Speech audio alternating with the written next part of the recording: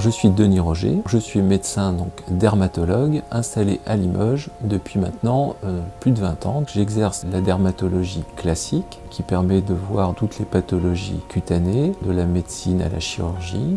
Je vois des patients qui présentent des pathologies aussi variées que l'eczéma, le psoriasis, l'acné ou des pathologies plus embêtantes, donc des pathologies tumorales notamment.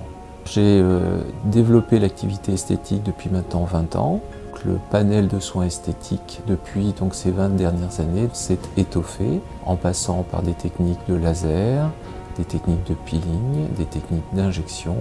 J'exerce avec une assistante à qui je délègue un certain nombre d'actes, notamment les techniques de luminothérapie ou de cryolipolyse.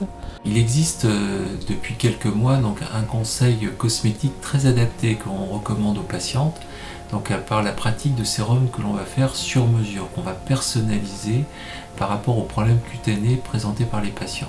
Donc c'est intéressant en post-soin ou dans le quotidien pour des patients qui viennent à la suite de pathologies dermatologiques à type de rosacée, d'eczéma ou de psoriasis.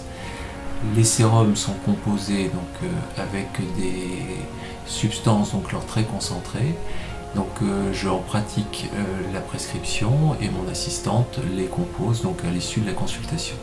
Les patients expriment quelque chose, il faut être à leur écoute. Il faut écouter et essayer de comprendre ce qui motive leur demande. Quelquefois, les soins demandés ne peuvent pas être effectués dans un cabinet de médecine esthétique.